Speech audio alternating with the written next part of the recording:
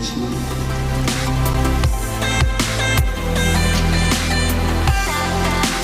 महाराज जी के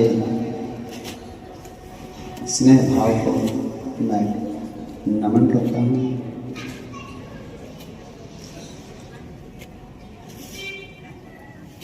और इस भूमि को मैं दंडवत करता हूँ जिस पर आप विराजमान हैं। ये धर्म क्षेत्र, ये कुरुक्षेत्र भूमि और ये पौंडरिक तीर्थ,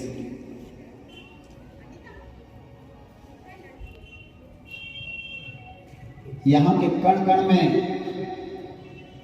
मेरे प्रभु विद्यमान हैं।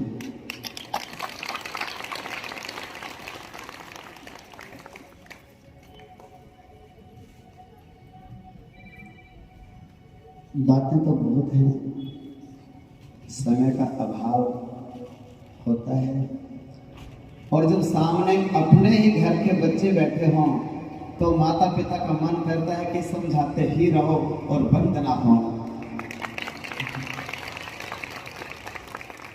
यहाँ कोई औपचारिकता नहीं है। हम कहीं बाहर जाते हैं तो एक औपचारिकता होती है, 10 मिनट 5 मिनट बोल करके विश्राम अपनी वाणी को देते हैं। जब अपने ही घर में होते हैं और अपने ही बच्चों को माता पिता समझाते होते हैं तो पिता का मन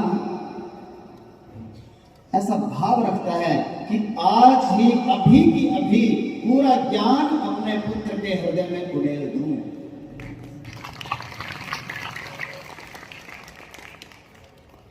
ये तो बच्चे का सौभाग्य होता है, उसकी बुद्धि के कपाट खुले हैं, उसकी श्रद्धा पर आधारित होता है। प्रयास करूंगा, हरियाणा में पैदा हुए हैं, ब्रजभाषा तो हम महाराज जी की तरह जानते नहीं, लेकिन जैसी तैसी अपनी ही बोली में भाव कुछ ऊंचे हैं, भाषा मेरी नीची है। समझने का प्रयास करें, ना समझा पाऊं तो भी समझ लेना। बोलो जय श्री कृष्ण। क्योंकि मां अनपढ़ होती हुए भी अपने बच्चों के लिए तो पर्याप्त ज्ञान रखती ही है। मां बहुत ज्यादा ना भी पढ़ी हो लेकिन उसको पता रहता है कि मेरे बच्चों को मैंने कैसे अच्छी अच्छी शिक्षा देनी है। उसी भाव से ध्यान से सुनना।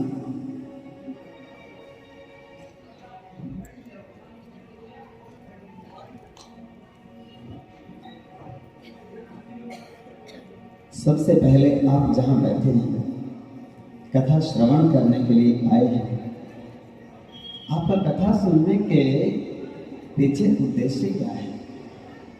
आप कथा क्यों सुन रहे हैं? इस बात का ज्ञान आपको घर से चलते समय ही आपका उद्देश्य निर्धारित हो जाना चाहिए कि मैं कथा में जा रहा हूं, किस लिए? आमंत्रण पत्र आया है सिर्फ इसलिए, या सांसारिक मेरी व्यथाएं बाधाएं और आवश्यकताएं पूरी हो जाएंगी केवल इसलिए, या मुझे मिल जाएंगे घनश्याम इसलिए?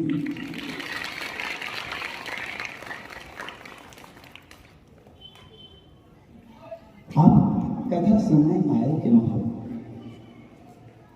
मानव जीवन आपको जो प्राप्त हुआ है इसका आपका उद्देश्य क्या है? खाना पीना और सो जाना, दिन भर कमाया, पेट भर खाया और नींद भर सोया, केवल इतना ही काम करने के लिए मानव जन्म मिला है क्या?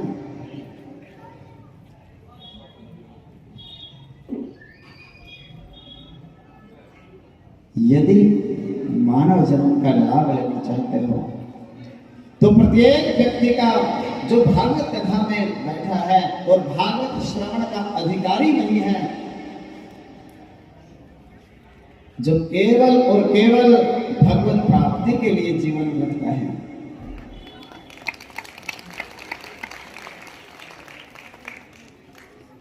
और सुनिए, जब तक आप संकोच करेंगे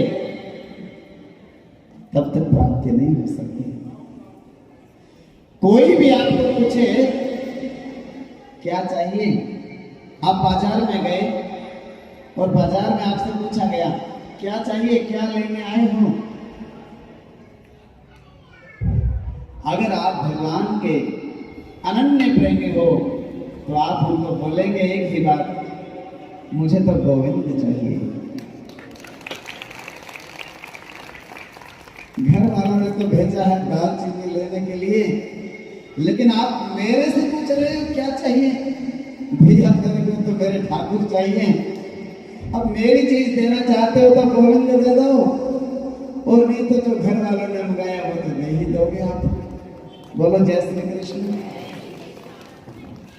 यदि इतनी बात कहने में आप संकोच करते हैं, शर्म आते हैं, तो निश्चित ये स्वाभाविक सी बात है कि आपको गोविंद नहीं चाहिए। यदि आपको गोविंद चाहिए, जिनको धन चाहिए होता है ऐसे दोनों हाथ फैला के धन मांगते हैं, धन दे दो, धन की जरूरत है। अब भैया क्या करें, साधु संत हैं जन्म के, कहने में डरते तो हैं नहीं। अब लेकिन इस बात का जरूर होता है कोई बुरा मान जाए। बालक भी हमारे ही हैं, शाम को आके मेरे पास कहेंगे गुरु जी आप हमारे को सुना रहे थे क्या? देखिए दो प्रकार के शाम होते हैं दुनिया में। एक वो होते हैं जिनसे हम भगवान मानने जाते हैं, एक शाम कौन से हैं जिनके पास हम जाते हैं कि आप मिल जाइए और कुछ नहीं चाहिए, और दूसरे शाम वो होते हैं जिनसे बस धन मांगने जाते हैं। बोलो जय श्री कृष्ण। धन के सिवा वहां कुछ और मांगने जाते ही नहीं, बड़ी भीड़ लगती है। जितना पैसा ये 7 दिन की भागवत का आप लाभ ले रहे हो, एक रात में फूंक देते हैं, और कोई ज्ञान की बात नहीं होती। हाँ, इतनी खुशी तो मुझे भी मिलती है कि नाम तो मेरे गोविंद का ही है। बोलिए श्याम भगवान की। नाम तो गोविंद का ही कानों में पड़ता है, वो सुन के बस आनंद आ जाता है, लेकिन मन बड़ा करता है। जितना पैसा एक जागरण में लगा रहे हैं श्याम के नाम से, एक जागरण में तो 7 भागवत की कथाएं हो जाए ऐसी ऐसी, और घर घर में मेरे बच्चों को भागवत चलती फिरती भागवत बन जाएं। ये मेरी माताएं और ये मेरे भाई चलती फिरती भागवत। क्यों मैं इतना संकोच त्याग करके कह रहा हूं निशंक करके? क्योंकि आप मेरे अपने हो, देखा नहीं जाता। आपका बच्चा कोई पैसा खराब करे, आप इतनी मेहनत से कमाते हो, माँ बाप देख नहीं सकता। मैं ये नहीं कहता कि आपको मत चाहिए, जाओ, लेकिन संतों से पूछ कर जाओ। संत जो मार्ग दिखाएं वहां जाओ। पंचदेव को मानने वाली हमारी जो संस्कृति है, सनातन वैदिक संस्कृति, उस संस्कृति से मत भटकिए। और यदि फिर भी जाना चाहते हो तो जान लो, जो शाम के लिए आप चाहते हो वो शाम पैदा कहाँ हुआ, उसने शीश का दान कहाँ दिया, उसने रणथंभ पे स्टिक के महाभारत को कहाँ देखा, कहाँ है वो चक्रतीर्थ, और कहाँ है वो शीशला धाम, और कहाँ है शीश जहाँ मोर का पंख भगवान कृष्ण ने अपने सिर से उतार के और शाम के सिर पहन दिया बलदेव के, वो शीश मोर कहाँ है, और जहां सरहद के ऊपर वो शीश रखा गया था वो सिरधार गांव कहाँ है। और ये कुरुक्षेत्र भूमि, ये पृथ्वी है पृथ्वी राजा की, और मेदिनी है सारी। जिस भूमि पर आप बैठे हो मेरे प्यारे बच्चों, मेरे भक्तों, मेरे गोविंद के लाडले रसिक जनों, इस भूमि के महत्व को समझिए। रावण वध के पश्चात लक्ष्मण जी कहने लगे, राघव 14 वर्ष भी पूरे हो गए और लंका भी हमें प्राप्त हो गई और सोने की है। अयोध्या जाकर करना ही क्या है? वहां मेरे राम जी ने कहा, अपि स्वर्णमयी लंका लक्ष्मण रोचते जननी जन्म भूमिश्च स्वर्गादपि गरीयसी। हे लक्ष्मण, ये तेरे मन को सोने की लंका रोचती है, लेकिन वो जननी माता 14 वर्षों से आस लगाए राह देख रही है, एक एक दिन एक एक पल गिन रही है। वो जननी और वो अयोध्या की जन्म भूमि, वो आर्यव्रत, वो भारतखंड, भारतवर्ष, और भारतवर्ष में कुरुक्षेत्र, और कुरुक्षेत्र में ये पुंडरीक तीर्थ, और इस तीर्थ में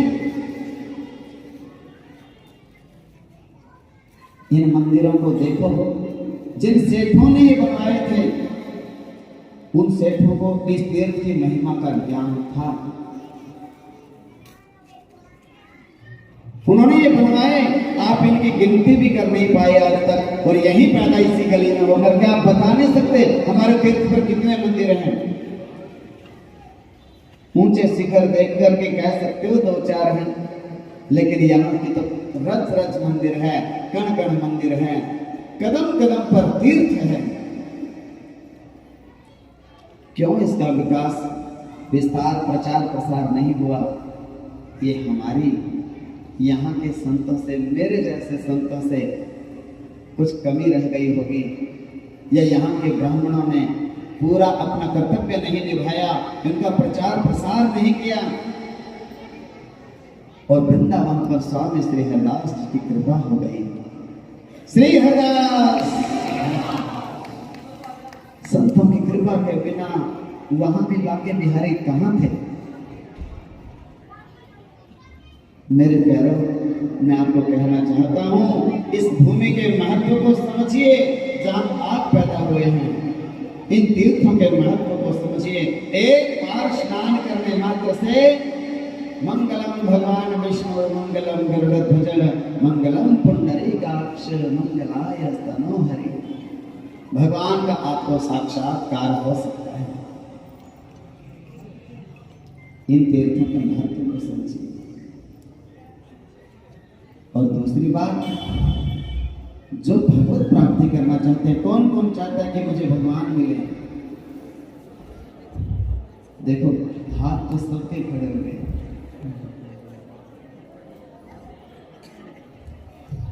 लेकिन तरीका जानते हो? जैसा मैंने महाराज जी जैसे संतों से सुना है, वैसा वैसा साधारण सी भाषा में बताने का प्रयास करूंगा। यदि भगवान से मिलना चाहते हो तो एक ही उपाय है कि मैं भगवान का हूं। ये मकान किसका है? जी ठाकुर जी। आप किसके हो? जी मैं भी भगवान का हूं। आपका नाम क्या है? जी नाम तो भगवान का ही है। घर वाले मेरे को सत्य चेतनपुरी के नाम से बुलाते जरूर हैं।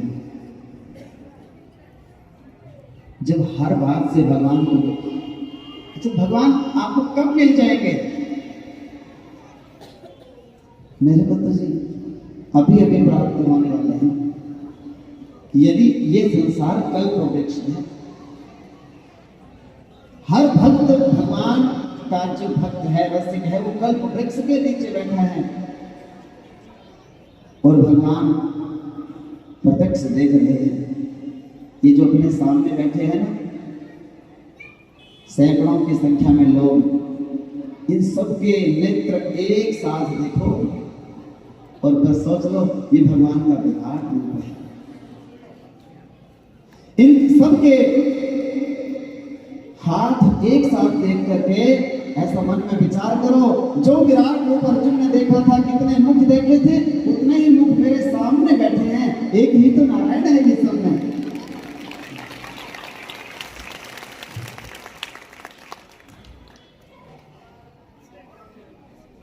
मेरे ही अंग हैं सब। अपने हाथ से जल का गिलास गिर जाए, क्रोध नहीं आता, और दूसरे के खाली गिलास भी गिर जाए तो बोले फोड़ दो इनको। वो पता था मुझे पहले ही ये रसोई में घुसेगी और यही करने वाली। क्यों? अपने हाथ में और दूसरे के हाथ में इतना अंतर समझते हो और फिर कहते हो हम तो भक्त हैं। विभक्त हो,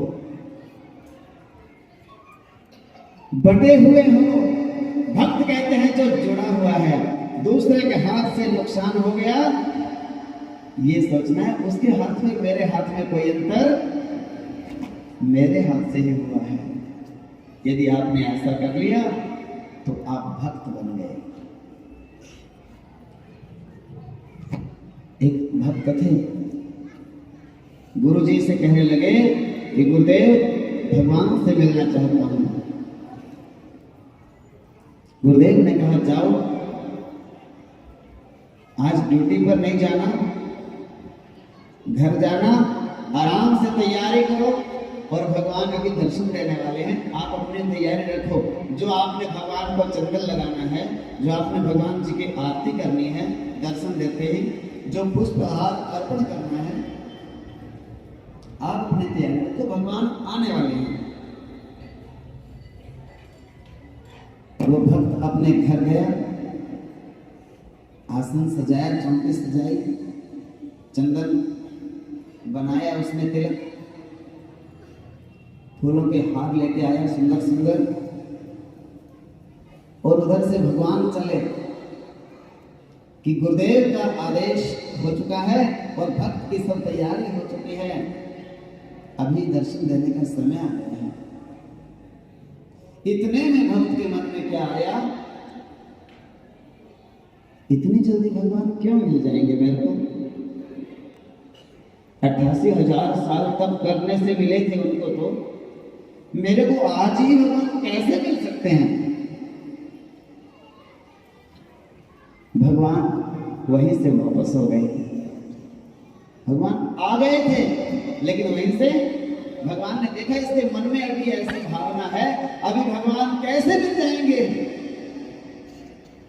यदि आप में से किसी के मन में भी ये भाव आ गया कि आज ही भगवान कैसे मिल सकते हैं, भगवान तो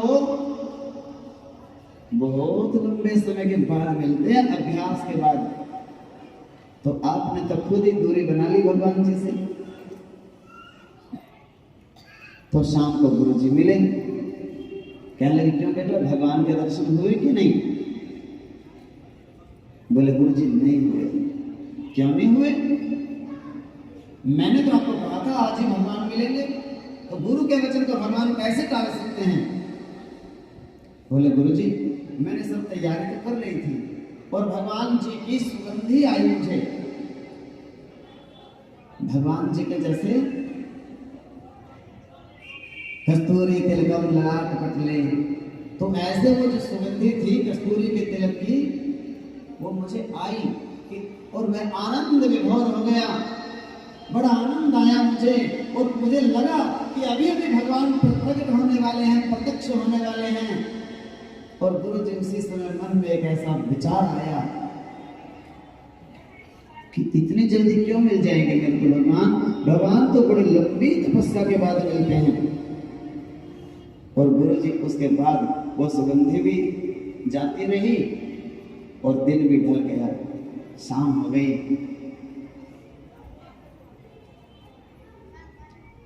गुरुदेव ने कहा यही तो आपकी भोलापन है, यही तो आपका अज्ञान है, यही तो आपकी मूर्खता है। जब भागवत का ग्रंथ कहता है एक बार कृष्ण कहने से करोड़ों जन्मों के पाप नष्ट हो जाते हैं, और आप जैसे अज्ञानी लोग पूरी कथा 7 दिन सुनने के बाद भी, और संत आपको कह दे कि आपको भगवान दर्शन देने वाले हैं, और आप फिर भी क्या बस गुरुजी आपके दर्शन हो गए, हम तो पापी लोग हैं, हमारे को भगवान कहाँ मिलेंगे, हम तो बहुत पाप करते हैं, झूठ बोलते हैं, बच्चे पालते हैं, ऐसे गृहस्थी हैं जी, आपको ही मिलेंगे भगवान, तो हमारे को क्यों मिलेंगे भगवान? जब आपकी भावना ही ऐसी है, जब आपकी वाणी ऐसी है, तो आप अपने आप को उसके योग्य ही नहीं समझ रहे अभी, तो आपको मेरे प्रभु कैसे मिल सकते हैं? मेरी माताओं से एक ही निवेदन है, जीवन में स्वयं को कभी पापी नहीं बोलना। अगर भगवान से मिलना चाहते हो, एक ही शब्द अपनी जिह्वा पर रखना, हम संतों का दर्शन करते हैं, पाप हमारे जल के नष्ट हो गए, हम सब देव तुल्य हैं। और भगवान संतों कृपा सिंधु नर रूप हरि बंदम गुरु गंज। एक भगवान तो हमें मिल चुके हैं गुरु के रूप में, दूसरे भगवान मिल चुके हैं हमें माता पिता के रूप में, और तीसरे भगवान नारायण हमें हर रोज मिलते हैं, और वो मिलते हैं अतिथि के रूप में। इतने सारे भगवान हमें हर रोज मिलते हैं, और किस भगवान की अब हम इंतजार करें? भगवान तो मिल चुके हैं गुरु जी, और पाप कहाँ रह जाएंगे जब अजामिल गणिका सदन जैसे पापियों को। और गुरु जी जब भगवान सामने आ गए, जब सूर्य भी निकल गया तो अंधेरा कैसे टिक सकता है? जब भगवान हमारे ठाकुर जी हमारे घर में बैठे रहते हैं सूर्य बन के, तो हमारे पाप रूपी अंधेरा नहीं टिक सकता। पाप तो हमारे उसी समय जल के भस्म हो जाते हैं जब ठाकुर जी हमारे घर में प्रवेश करते हैं। ये तो हमारा भोलापन, हमारी मूर्खता, हमारी अज्ञानता, हमारी आदत है अपने आप को पापी बोलना। बस इस आदत को सुधार लो, हो गया भजन। तो कहने का तात्पर्य क्या है? एक बात मीरा की तरह बेझिझक बोलना शुरू करो, मेरे तो गिरधर गोपाल, दूसरा ना कोई, जिसके सिर पे मोर मुकुट मेरा पति सोई। यदि आपको कोई पूछे क्यों जी रहे हो, तो क्या कहते हैं? कई लोग बच्चे पाल रहे हैं इसलिए जी रहे हैं। क्यों जी रहे? बच्चे पाल रहे हैं, और क्या करें, जीना तो पड़ेगा ही, अभी छोटे हैं। बच्चे तो तुम्हारे बिना भी पल जाएंगे। ये सीधा सीधा बोलना शुरू करो। हाथ उठा लिया, हमें भी भगवान चाहिए, लेकिन इतनी बोलने की हिम्मत नहीं तुम्हारे अंदर। क्यों जी रहे हो?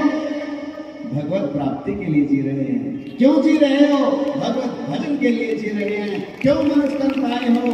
भगवान को साथ में आमने सामने अंजियों में खिया डाल के बतियां करने के लिए जी रहे हैं। बोलो वृंदावन बिहारी लाल की, संत भगवान